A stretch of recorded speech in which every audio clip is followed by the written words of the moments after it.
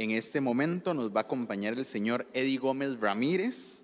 Él es licenciado en Química de la Universidad de Costa Rica, máster en Oceanografía por la Universidad del Cádiz, doctor en Ciencias del Mar, igualmente en la Universidad de Cádiz, y un docente de la Escuela de Química, investigador en el Centro de Investigación en Ciencias de Mar y Limnología, el CIMAR. Actualmente se desempeña a nivel administrativo como el subdirector de este centro de investigación. Él nos va a acompañar con la charla titulada Ecosistemas acuáticos, marinos y continentales, un mundo de investigaciones. Le damos un fuerte aplauso para darle la bienvenida. Bueno, buenos días, muchísimas gracias por estar acá y gracias para doña Rosaura, doctora Rosaura Romero, decana de Ciencias, por la invitación. Y bueno, yo les voy a contar un poquito lo que hacemos en el CIMAR y algunas investigaciones específicas en relación con lo que nosotros hemos hecho en los últimos años. De nuevo, buenos días. Bueno, el CIMAR es el Centro de Investigación en Ciencias del Mar y Limnología.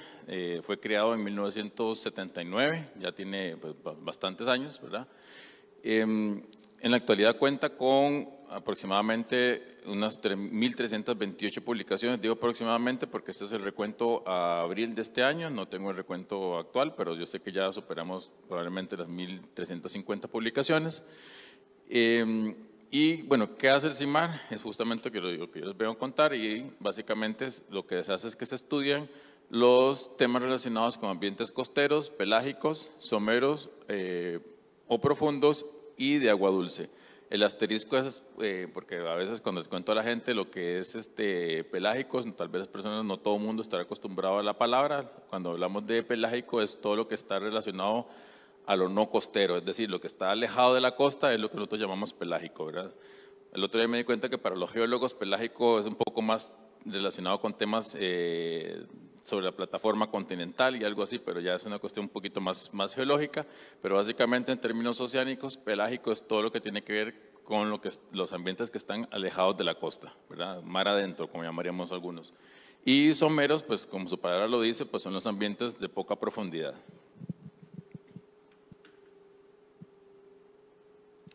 Ok, esto es solamente un recordatorio de qué es Costa Rica para realmente lo que es Costa Rica, que es algo que por suerte las últimas administraciones han estado machacando bastante en la cultura popular y sobre todo las administraciones a la hora de hablar de los ministerios de educación han estado machacando bastante sobre qué es Costa Rica y cuál es la verdadera área del país, ¿verdad? Entonces, esto es lo que es realmente Costa Rica. Recuerden que cerca del 92% del área del país realmente es agua y no tierra, y eso se debe a la existencia de la existencia de la isla del Coco, y que la isla del Coco y toda la cordillera que corresponde a la isla del Coco pertenece a nuestro país. Entonces eso hace que el área de Costa Rica pues sea muchísimo mayor en términos del agua que lo que es el continente como tal, ¿verdad?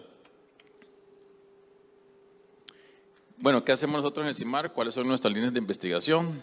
Tenemos líneas relacionadas con el cambio climático, tenemos otras dedicadas a la gestión costera de cuencas, o gestión costera en general. Hacemos mucho que es biodiversidad acuática también. Luego tenemos un componente bastante tradicional en el cual yo he participado bastante, que es el relacionado con contaminación, ¿verdad? Con temas de contaminación costera. Y luego tenemos un módulo de información geográfica que le llamamos SIGMAR, porque está más relacionado justamente con el tema de información geográfica con temas del mar.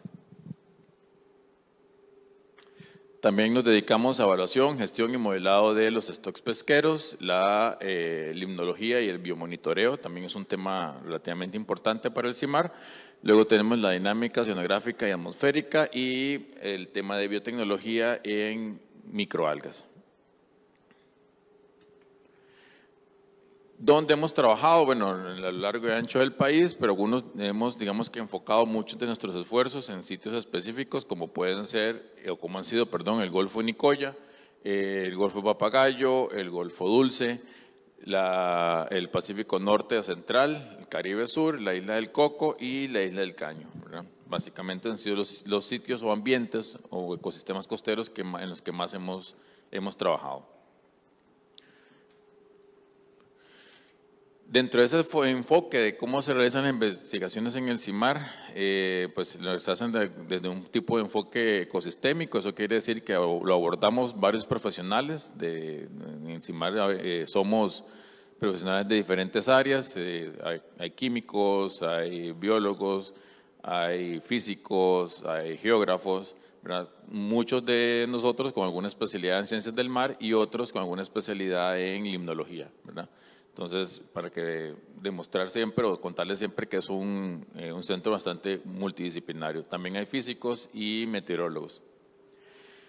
¿Qué tipo de ecosistemas hemos trabajado o hemos estudiado? Bueno, praderas de pastos marinos, manglares, arrecifes coralinos y comunidades coralinas, embalses, zonas de entre mareas, playas fangosas, lagos, estuarios también.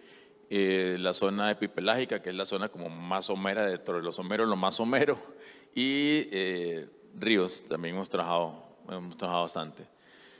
Mucho de lo que se hace en el CIMAR empieza por hacer una caracterización de los cuerpos de agua, como solemos decir en general, y lo que se suele hacer, o lo que se hace inicialmente, o el primer paso que se tiene es siempre hacer una serie de mediciones físico-químicas para caracterizar esos cuerpos de agua.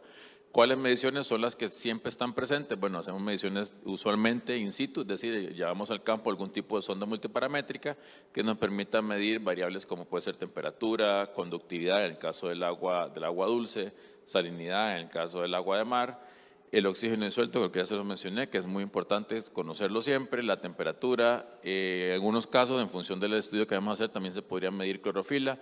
Y de nuevo, en algunos casos también puede que sea importante o se lleve al campo las sondas para poder medir corrientes también y profundidad.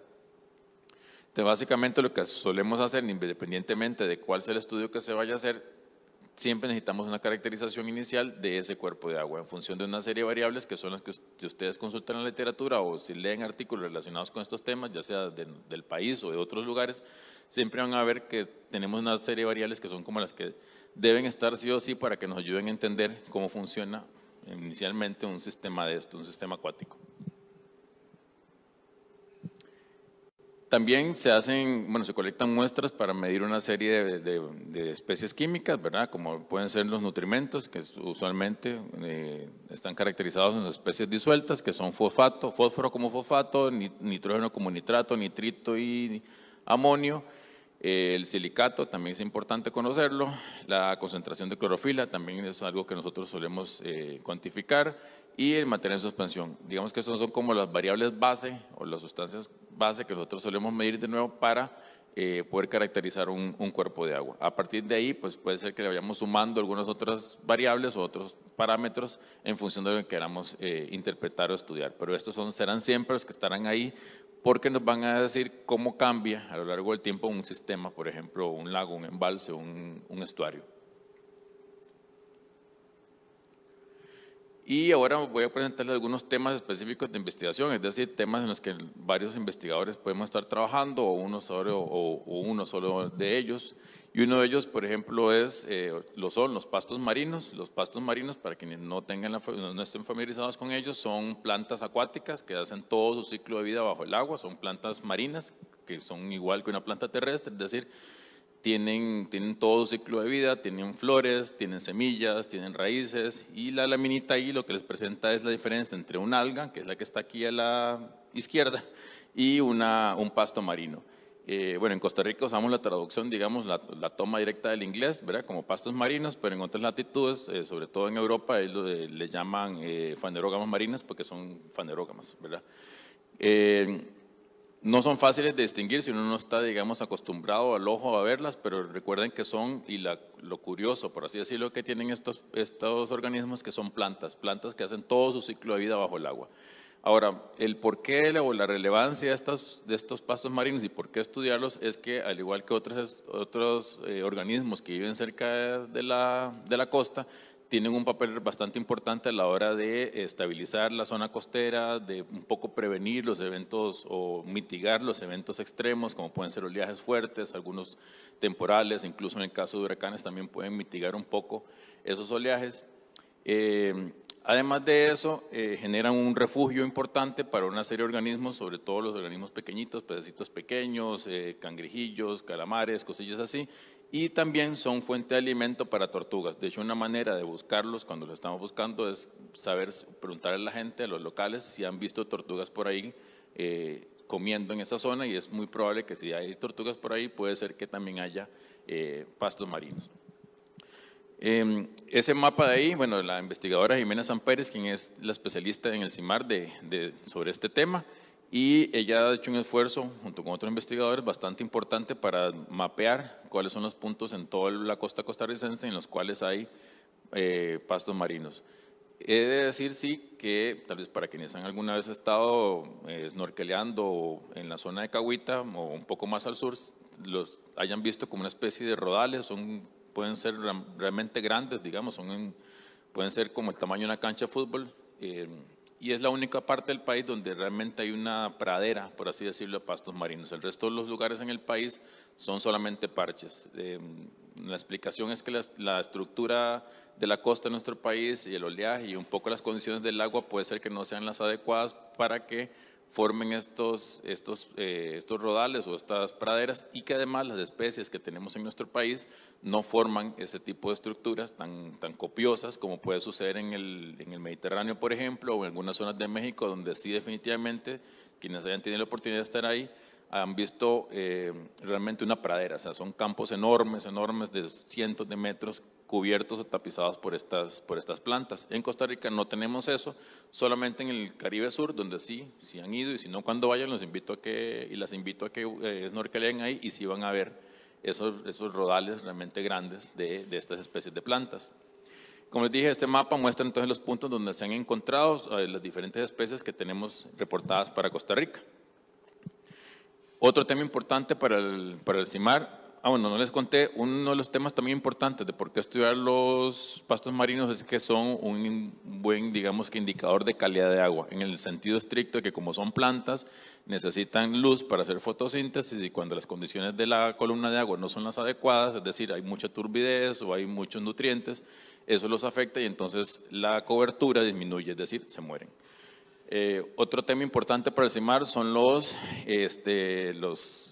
bosques de manglar, ¿verdad? Que eso sí es algo que es bastante evidente en nuestro país, que sí tenemos bastante, entonces todos en algún momento creo yo que habremos visto un manglar, y se aborda también desde diferentes aristas. Uno de ellos puede ser, por ejemplo, la composición y ecología, es decir, ir al manglar, mapearlo, saber cuál es la cobertura de ese manglar, el área que cubre, la superficie, un poco la estructura, cuáles son las especies que lo componen y las especies asociadas.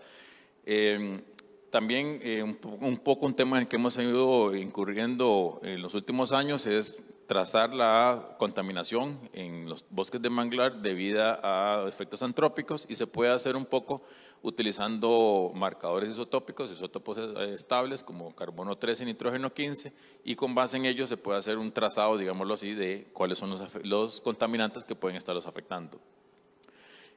También se estudia la sedimentación, cobertura y la dinámica de los nutrientes. Recuerden también, de nuevo, muy similar a lo que sucede con los pastos marinos, los bosques de manglar tienen un papel muy importante a la hora de proteger la línea costera, y además son de los ecosistemas costeros uno de los que más fija carbono, ¿verdad? O sea, que fija CO2 o que absorbe CO2. Otro tema en que hemos estado trabajando, y ahí sí yo me incluyo, en que hemos estado trabajando bastante, es en el de playas. Gracias. En el de playas arenosas sobre todo, ¿verdad? Este es un trabajo en un refugio en la península de Nicoya, en Camaronal. Es un trabajo en una tesis de maestría de un estudiante de la maestría que nosotros coordinamos en el CIMAR, la gestión integrada de áreas costeras tropicales. Básicamente lo que hemos estado trabajando es un poco ecología. Ecología de las playas quiere decir qué organismos viven ahí, qué diferencias hay entre playas, un poco la composición química de las arenas, es decir, cantidad de carbonato, materia orgánica, granulometría, que nos puede hablar mucho de la dinámica de esa playa.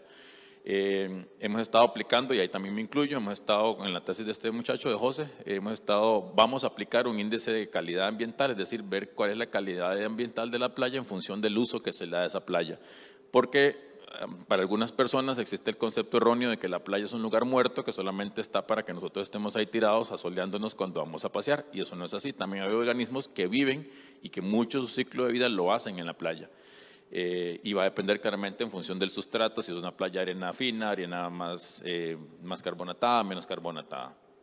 Y también hay mucho un componente de biodiversidad de organismos. Dentro del tema de playas también se ha estado trabajando mucho en el tema de microplásticos, ¿verdad? Que es un tema que ya sabemos que es puntero a nivel mundial, no solamente cuantificar los microplásticos, sino tratar de ver, y eso lo estamos haciendo con otros investigadores de otras universidades, cuál puede ser el efecto sobre los organismos que ahí habitan, ¿verdad? El estar ingiriendo esos microplásticos. Entonces ya hay un muestreo estandarizado de cómo se realiza la colecta de esa muestra, puede ser ya sea la muestra de arena directamente, como lo estoy mostrando ahí arriba, o con una red de plancton, es decir, haciendo un arrastre en la columna de agua o colectando una cierta cantidad de muestra de arena que después se va a tamizar y se va a hacer un conteo visual, un conteo manual de cuánto es el número de microplásticos ahí presentes. Se puede hacer una caracterización química, ¿verdad? Por un medio de un IR, como sabremos, como este que se encuentra acá.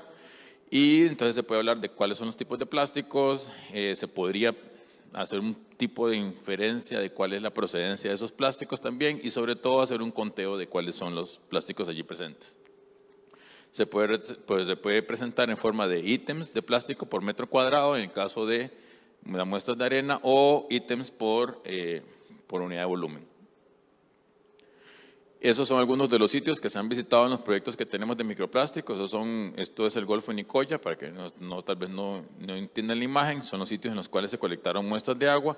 Y estas son las playas que hemos visitado en los 2 proyectos que tenemos, o 3, a lo largo del país. El por qué nos hemos concentrado acá y acá, pues claramente porque es más fácil llegar a esos lugares, ¿verdad? Pensando en lo difícil que es transportarse en nuestro pequeño país, ir y volver a un mismo día, claramente no es fácil ir a Jacó y volver a un mismo día, ya sabemos que es un día entero de viaje. Pero bueno, esos son los sitios que hemos visitado, los cuales tenemos incluso réplicas temporales de microplásticos colectados en arena. También hay trabajos en basura macro, es decir, macro desechos, ¿verdad? Que eso es un trabajo un poco más clásico, es decir, hacer un transecto estandarizado y contar cuánta basura hay ahí, o desechos, perdón. Otro componente importante del CIMAR es el MIO-CIMAR, que es el módulo de información oceanográfica, que básicamente lo que tenemos es una app que genera información, alertas de oleajes, de marejadas. También están disponibles ahí las tablas de mareas para quienes las necesiten. Cuando vayan a hacer algún tipo de trabajo en la costa, pues uno consulta la aplicación y les dice cuál es la marea en diferentes zonas del país.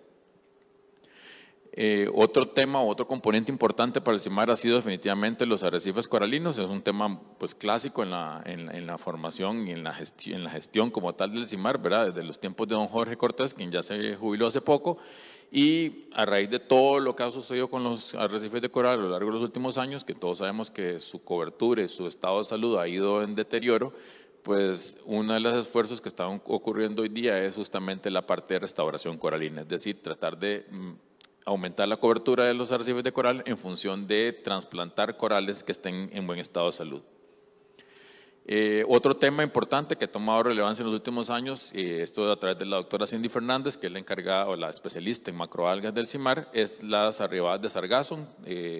Todos sabemos, o si no lo saben, se los cuento, ha aumentado en el Caribe en los últimos años estas arribadas. Esta no es una foto de Costa Rica, pero no hace mucho hubo un evento similar en el Caribe Sur. O sea, el sargazo es una alga, una macroalga que hace todo su ciclo de vida en el agua, pero por motivos que no se terminan de tener claros, ha venido en aumento el volumen y las arribadas a la playa.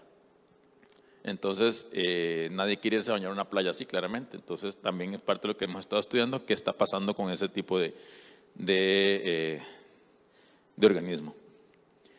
Y ya para ir cerrando, otro tema importante que hemos estado trabajando en el CIMAR, que también ha habido mucha visibilidad, es lo de la parte de biodiversidad de organismos como tiburones y rayas, y en especial se le dio mucho énfasis a la búsqueda del pez sierra.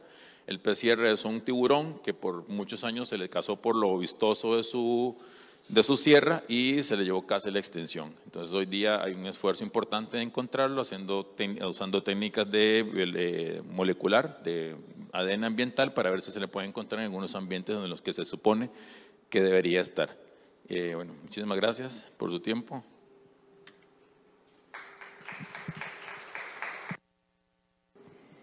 Muchas gracias por la exposición acerca del trabajo que se hace en el CIMAR.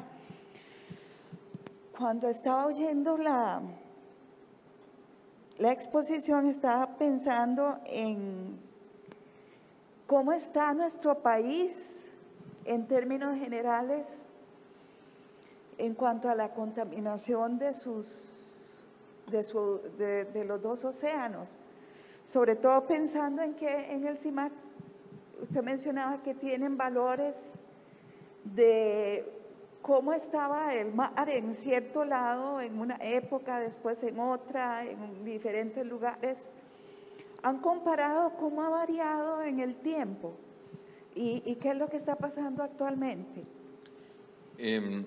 Sí, o sea, voy a adelantarme un poquito a este mapa. Sí, hay dos panoramas bastante bien marcados. Digamos que suena propaganda, pero es cierto, los sitios donde hay áreas de conservación son los sitios donde está mejor, digamos, en general. Hay mejor, los organismos subacuáticos están mejor, la calidad del agua está mejor, es decir, realmente la zona sur del país, Osa y todo eso es un paraíso, estrictamente hablando, es una zona que uno no se imagina, la calidad del agua costera es mejor, los organismos, los arrecifes de coral o los parches de arrecifes de coral están en mejor condiciones. En cambio, todo lo que es el Pacífico Norte, pues el deterioro es bastante evidente. Bahía Culebra, que es una zona para algunos conocida como una zona de un enclave turístico, por así decirlo, ¿verdad? Donde están estos hoteles, Four Seasons y estos otros. El deterioro de ahí es bastante evidente, además de que por las características de las corrientes oceánicas, los fenómenos del Niño afectan más esta zona, entonces aquí ha habido mayor cantidad de efectos de calentamiento de las aguas, ha habido mayor cantidad de efectos de blooms de, ¿cómo se llama esto?, de algas nocivas, de marea roja, perdón. Ha habido mayor cantidad de eventos de marea roja. Igualmente en el Golfo de Nicoya, que es un sitio muy estudiado, digamos que ahí sí las condiciones del lago y el ambiente en general han ido deteriorándose con el tiempo, si lo comparamos a lo largo del tiempo. Y lo mismo en el Caribe Sur, aunque sigue siendo un paraíso, ¿verdad? Las playas de arena blanca, lo que todo el mundo sueña, sí es cierto que ahí un poco por la explotación y los cambios en el uso del suelo que hubo en las últimas 2 décadas del siglo pasado, eso aumentó la cantidad de sedimentos que transportan las cuencas de esa zona del Caribe, entonces eso pues influyó negativamente en los arrecifes de coral, ¿verdad? Aumentó la cantidad de sedimento, entonces eso hizo que los arrecifes murieran, básicamente. Pero sí hay como zonas muy marcadas, digamos, como les digo, el Caribe Sur, el Pacífico Sur, con muy buenas, digamos, condiciones para la vida de los organismos acuáticos en el estricto sentido de la palabra, mientras que el Pacífico Norte, un sitio que yo diría que cada vez se deteriora más, un poco por condiciones ambientales y también un poco por el mismo manejo del ser humano.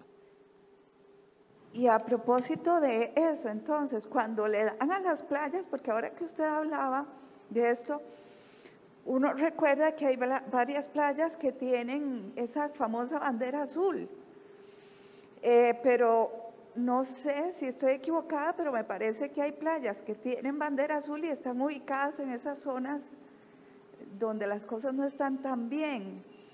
Entonces, ¿la bandera azul al final qué busca o tiene algún impacto? ¿Conoce de eso? Sí, la bandera azul, hay personas que critican el programa, de no tener nada, tener algo, mejor tener algo. La bandera azul es una cuestión un poco más enfocada a condiciones microbiológicas y un poco más enfocada al turismo. Es decir, es una lista, un checklist que las personas que usualmente son municipalidades o ONGs rellenan y dicen, ok, hay basureros, la cantidad de coliformes es baja o es por debajo de cierto límite, entonces está más enfocada a variables microbiológicas y a algunos aspectos enfocados al turismo, pero deja de lado otras variables que si se tomaran en cuenta no sería tan azul esa bandera azul.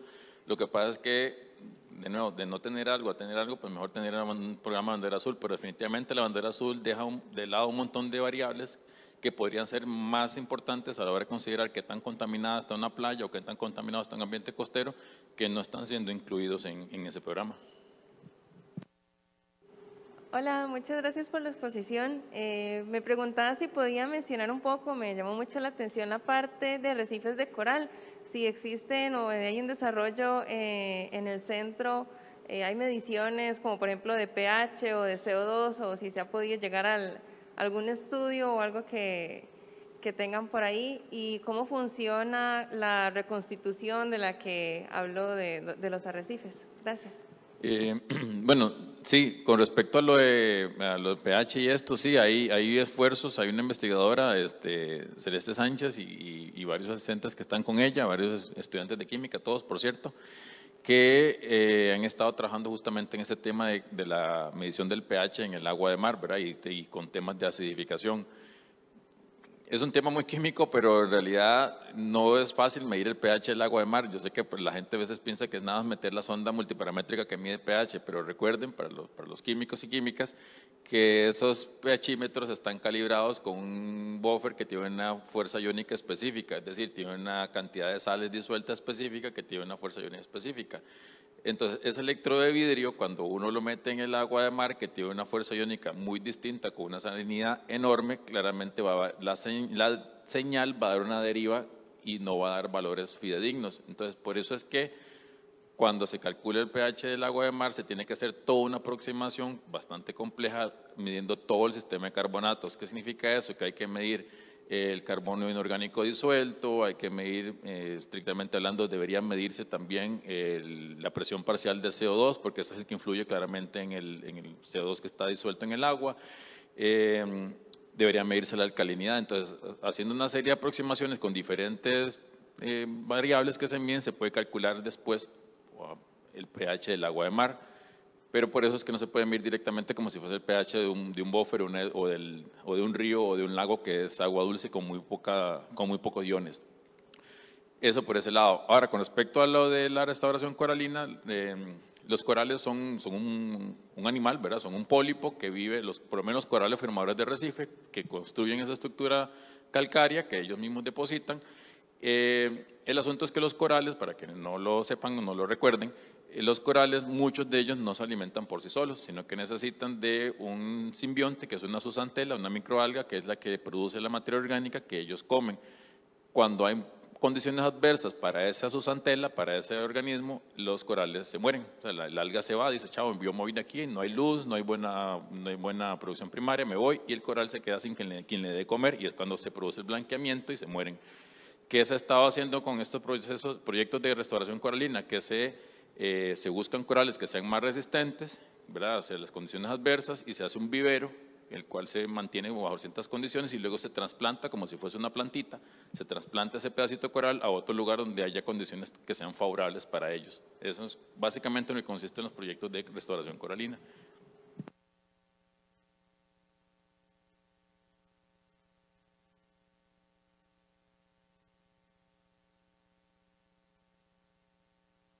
Por la transmisión, mejor con el micrófono. Muchas gracias por la presentación, muy interesante. Mi pregunta es con respecto al índice de calidad de playas.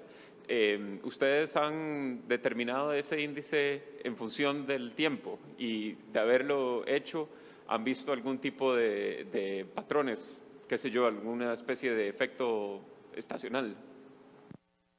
Bueno, el trabajo de esta tesis de este muchacho, de José Montiel, es el primero en el que vamos a aplicar ese índice. Nosotros no lo creamos, la explicación es un poco más profunda. Crear un índice de calidad de aguas no es sencillo, digamos, aplicar un índice de calidad de aguas en general. Lo que uno suele hacer es eso, aplicarlo. Crearlo como tal es bastante complicado porque usted tiene que ponerle un peso a cada una de las variables. Primero decidir cuáles son las variables que va a introducir en esa ecuación matemática con la cual usted va a calcular ese índice para poder al final decir si es apta, si es no apta y dar una especie, digamos que una escala de color, que es lo que se suele hacer.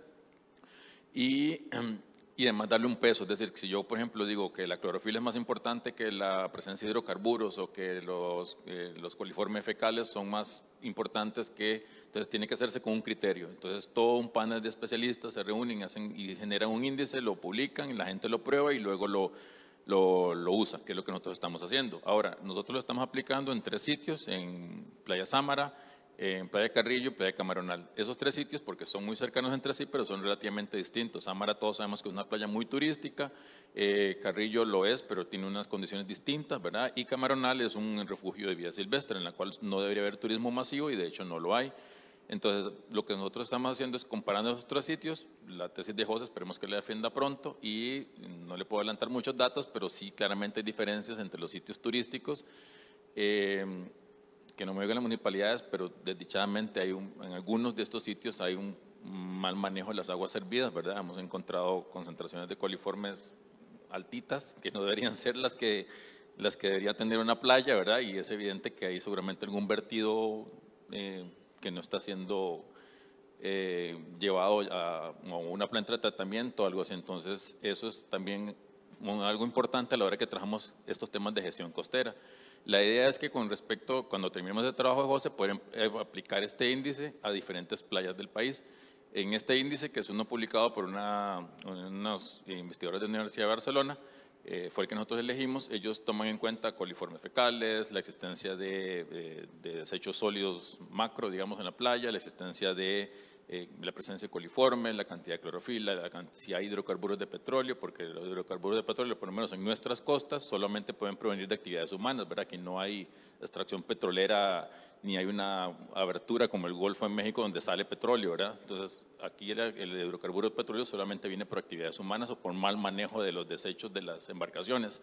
Entonces, se cuantifican todas las variables, también el fósforo total, la DBO, el nitrógeno total, y se le pone un peso que ya está dado por la ecuación y luego se va a calcular cuál de esas playas está en mejores condiciones. A eso también le vamos a sumar, que es parte de lo que estamos haciendo en este trabajo, no solamente quedarnos con la parte de la calidad de agua, sino también la parte de la gestión, es decir, cuáles son los servicios que se brindan en esa playa, qué sé yo, que si hay seguridad, si hay servicios sanitarios, un poco tomando en cuenta el confort del usuario, por así decirlo.